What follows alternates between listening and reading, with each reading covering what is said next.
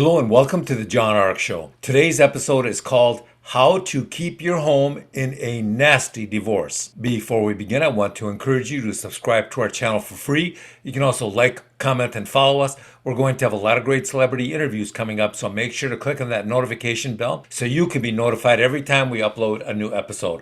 Also, we ask that you post a link to today's show on all your social media to help spread the word. Now, let's get started. There are a lot of ways to go bankrupt in this life, but one of the most common is to lose your home in a divorce. Some people go bankrupt because of medical problems or unemployment or some other catastrophe. But for a large percentage of homeless and financially distressed people, their bankruptcy can be tracked back to the day they lost their homes in a divorce. The obvious reason for this is that many of these people not only lose their homes in a divorce, but they also have to pay alimony, child support, and they also have to figure out how to pay for an apartment or home to live in on their own. All these new bills and costs end up breaking a lot of them financially. It just destroys them. So the big question is, how can you avoid having a divorce court take your home from you? Today, we're going to reveal some of the strategies that some people are employing to hang on to their homes in the nastiest of divorces. The first thing is to get a prenup or a postnup in place. Getting the prenup in place before the marriage is always better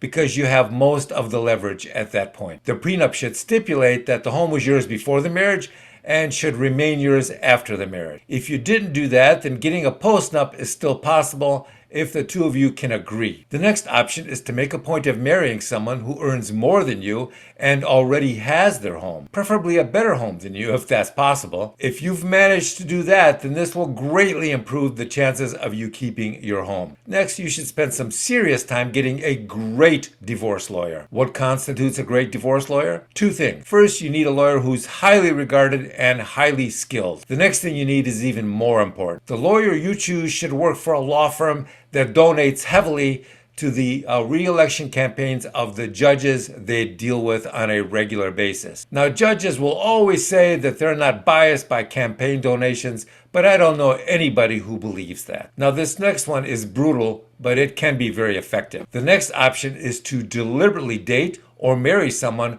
who is here in this country illegally. That will make it more challenging for them to take your home in a divorce. Another thing we're seeing people do to save or protect their homes is to deliberately avoid doing or paying for any major repairs to it prior to a divorce appearing on the horizon. As the home's appearance degrades, it'll be less appealing to your spouse, and it'll be more likely that they will not want to take the house in a settlement. So some people will ask, how can you find a great divorce lawyer? The first thing to do is to ask for the recommendations of friends and family who've used an attorney in the past. Chances are someone knows a great lawyer, or at the very least, they know some lawyers that you should avoid at all costs. Once you start interviewing prospective lawyers, ask them about the judges they have worked with in the past and get some opinions from them. That can play a huge role in what happens to your home. The next thing to consider is where you should file. If you have multiple properties in various jurisdictions, various cities and states, then you should shop for a jurisdiction that will benefit you most. Some states, like California, are almost criminal in the way their judges treat men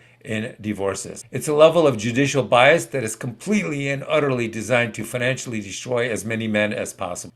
There is almost no fairness and lack of bias for men in California and many other crazy states now. Another option is to sell your home before you marry and make the proceeds from that home sale as protected and secure as possible. You may want to get legal advice to do that. Lastly, you may want to set up an interview meeting with divorce lawyers in your area and ask them for suggestions and help regarding securing and keeping your home. Good luck. Thank you for watching. I want to encourage you to subscribe to our channel for free. You can also like, comment, and follow us. We're going to have a lot of great celebrity interviews coming up, so make sure to click on that notification bell so you can be notified every time we upload a new episode. Also, we ask that you post a link to today's show on all your social media to help spread the word. Thank you, and we shall talk to you soon. Bye-bye.